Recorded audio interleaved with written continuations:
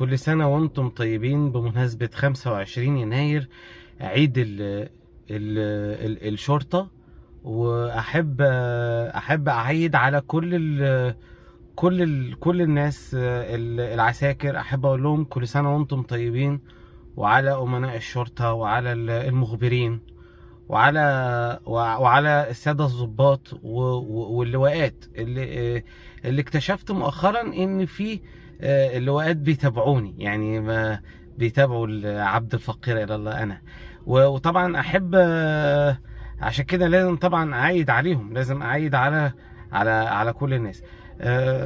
احب كمان اعيد على السيد مدير امن السويس لما حققوا من انضباط في الشارع السويسي.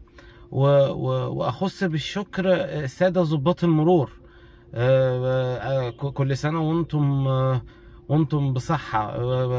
كل سنه وانتم اهم حاجه الصحه، فاحنا بندعي اهم حاجه الصحه، لان الرتب دي بتروح وتيجي، فاحنا اهم حاجه ان ربنا ينعم علينا كلنا بنعمه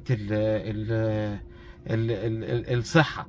يبقى الصحه ودوام العافيه، لان دي اهم حاجه في الموضوع. يعني احب اكرر تاني كل سنه وانتم طيبين، وربنا يجعل ايامنا كلها اعياد. يعني يوم 25 يناير ده يوم عيد، أعاد الله علينا وعليكم بالخير واليمن والبركات. ف يعني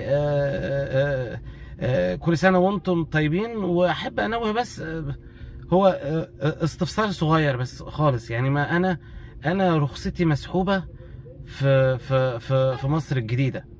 كنت في مصر الجديدة وما كنتش اعرف ان المكان ده ما ينفعش اركن فيه، بس انا ركنت. يعني ما انا غلطان برضو، انا شلت الحديد وقمت راكن، فاتسحبت مني الرخصة. فلو امكن يعني ان الرخصة ترجع علشان احس برضو بالعيد معاكم.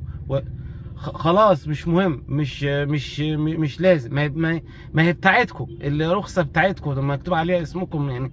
طب ممكن وصل بس عشان وصل. طب بلاش كارنيه، يعني كارت ولا حاجة، عشان بس لو حد وقفني يبقى معايا حاجة اديها له. طب ما خلاص مش لازم هعيد عادي معاكم، ورخصتي مسحوبة. مش مشكلة، يعني الرخصة مش كل حاجة. يعني اهم حاجة الصحة ودوام الصحة والعافية. وكل سنة وانتم طيبين. من اخوكم المصري روماني غريب، اللي ملوش دعوة بأي حاجة خالص، ماشي في حاله. يعني الغلبان، سواء التاكسي الغلبان اللي ماشي مش جنب الحيط، ده ماشي جوه الحيط يعني. والسلام عليكم ورحمة الله وبركاته.